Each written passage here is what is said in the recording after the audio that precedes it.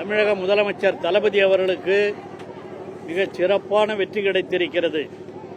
தமிழக முதலமைச்சருக்கு கிடைத்த வெற்றி மட்டுமல்ல, இது தமிழ்நாட்டிற்கு, தமிழ் இனத்திற்கு மட்டும் கிடைத்த வெற்றி அல்ல, கூட்டாட்சி தத்துவத்திற்கு கிடைத்திருக்கிற வெற்றி.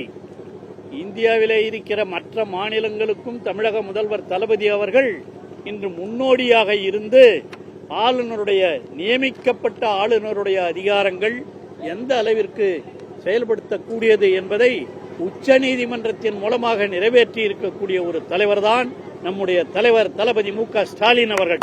இது அவருக்கு கிடைத்திருக்கிற மிகப்பெரிய மகத்தான வெற்றி என்பதை யாரும் மறுக்க முடியாது. அவருக்கு கிடைத்த வெற்றி இந்த கூட்டாட்சி, நான் முன்பே சொன்னதைப் போல கூட்டாட்சி தத்துவத்திற்கு கிடைத்திருக்கிற வெற்றி. ஒன்றிய அரசினால் நியமிக்கப்படுகிற ஒரு ஆளுநர் எந்த அளவிற்கு செயல்பட்டார் என்பது உங்களுக்கு நன்றாக தெரியும். அந்த அடிப்படையில்தான் ஆளுநருக்கு இந்த அதிகாரங்கள் எல்லாம் இல்லை என்ற உணர்வோடு தமிழக முதலமைச்சர் அவர்கள் உச்சநீதிமன்றத்திற்கு சென்றார்.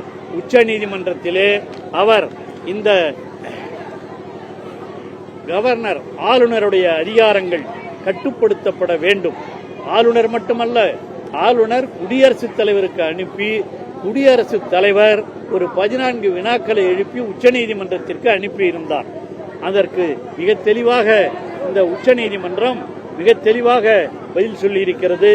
அரசியல் அமர்வின் உத்தரவுப்படி 200-201 அரசியலமைப்பு சட்டத்தின்படி குடியரசுத் தலைவருக்கு மசோதாக்களுக்கு ஒப்புதல் வழங்க வேண்டும். வந்தா வழங்கணும், ரிஜெக்ட் பண்றதுக்கெல்லாம் அவங்களுக்கு அதிகாரம் கிடையாது. அதே மாதிரிதான் நம்முடைய ஆளுநர் அவர்களும் இந்த உச்சநீதிமன்றம் சொல்லி இருக்கிறது. ஆளுநருக்கு 3 வாய்ப்புகள் தான் உள்ளது. என்ன வாய்ப்பு? அசம்பிளியில நான் சட்டமன்ற உறுப்பினரா 6வது முறையா இருக்கேன். இப்ப சட்டமன்ற உறுப்பினரா 6வது முறையா இருந்தாலும் எதிர்கட்சியில் இருந்திருக்கேன், ஆளுங்கட்சியில் இருந்திருக்கேன். இந்த சட்டமன்ற உறுப்பினராக இருப்பவர்கள் சட்டமன்றத்திலே நிறைவேற்றி அனுப்புகிற அந்த தீர்மானத்தை, சட்டத்தை ஆளுநருக்கு அனுப்புவாங்க. இதான் முறை. அனுப்பணும், ஆளுநர் உடனே கையெழுத்து போட்டு அனுப்பிச்சிருவாரு. எனக்கு குறை இருந்தால் முதல்ல திருப்பி அனுப்பி அதை கேட்டு மறுபடியும் திருப்பி அனுப்பிச்சு அவர் ஆட்டோமேட்டிக்கா கையெழுத்து போட்டு சட்டத்தை நிறைவேற்றணும். அதுதான் அரசியலமைப்பிலே சொல்லி இருக்கிற அதிகாரம். அவர் நியமனம் செய்யப்பட்டவர். அந்த அடிப்படையில் தான் இன்று அவர் என்ன பண்ணாரு, மக்களால் தேர்ந்தெடுக்கப்பட்ட சட்டமன்ற உறுப்பினர்கள், அமைச்சர்கள், நம்முடைய முதலமைச்சர் மாண்புமிகு தளபதி அவர்கள் அவர் கையெழுத்திட்டு அனுப்புகிற அந்த சட்டங்களையே அவர் நிறுத்தி வைத்திருந்தார், மறுத்தார், அனுப்பவில்லை. இதையெல்லாம் எதிர்த்துதான் நம்முடைய தமிழக முதலமைச்சர் அவர்கள் உச்சநீதிமன்றத்திற்கு சென்றார். அவர் ஆளுநருக்கும் உத்தரவிட்டார். அதை பார்த்து குடியரசுத் தலைவரே உச்சநீதிமன்றத்திற்கு சில கேள்விகளை முன்வைத்தார். இன்று உச்சநீதிமன்றம் வழங்கியிருக்கிற தீர்ப்பு இந்த ஜனநாயகத்தை, மக்களாட்சி தத்துவத்தை காப்பாற்றுவதற்காக கொடுக்கப்பட்டிருக்கிற தீர்ப்பு. மசோதாவை ஏற்றுக்கொள்கின்ற அதிகாரம் ஆளுநருக்கு உண்டு. ஏற்றுன்னு கையெழுத்து போட்டு அனுப்பிச்சிடலாம், இல்லைன்னா அரசுக்கு திருப்பி அனுப்பலாம். ஏன்னா அவருக்கு சந்தேகம் வேணாம்னு நினைச்சாருன்னா அரசுக்கு திருப்பி அனுப்பலாம். அதற்கு பிறகு அதை அரசு மறுபடியும் கையெழுத்து விட்டு அனுப்பிச்சிட்டா அதையும் அவர்கள் அப்ரூவ் பண்ணணும், தவிர மறுக்க முடியாது. ஆக ஆளுநருக்கு நிராகரிப்பு செய்கிற அதிகாரமே இல்லை. இந்த 3 தான்: மசோதாவை ஏற்றுக்கொள்வது, அரசுக்கு திருப்பி அனுப்புவது, நிராகரிப்பு செய்வது.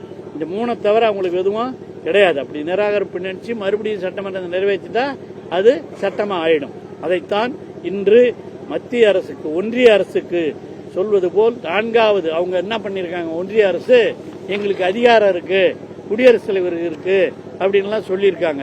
இது ஒன்றிய அரசு, பாஜக அரசிற்கு கிடைத்திருக்கிற மிகப்பெரிய அடி. அவர்கள் எப்படி பாஜக இல்லாத மாநிலங்களை எல்லாம் ஆட்டி படைக்க வேண்டும் என்று நினைத்தார்கள்.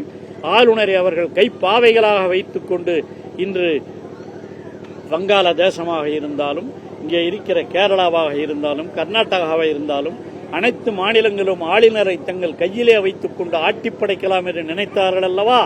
அதற்கெல்லாம் தமிழக முதலமைச்சர் அவர்கள் முன்னோடியாக இருந்து அவர்தான் இதற்கு எல்லாவற்றையும் அடிப்பட செய்து உச்சநீதிமன்றத்திலேயே பெற்றுக் கொடுத்திருக்கிற இந்த தீர்ப்பு இந்தியாவில் இருக்கிற அனைத்து மாநில ஆளுநர்களுக்கும் கிடைத்திருக்கிற கட்டுப்பாடு, அடி என்பதை யாரும் மறுக்க முடியாது. அந்த அடிப்படையிலே நாம் உண்மையிலேயே அந்த மக்கள் எல்லாம் சேர்ந்து முதலமைச்சரை வாழ்த்த வேண்டும். குடியரசு தத்துவத்திலே நம்பிக்கையுள்ள அனைவரும் நாம் முதலமைச்சர் அவர்களை வாழ்க வாழ்க வாழ்க என்று வாழ்த்துகிறோம். நன்றி, வணக்கம்.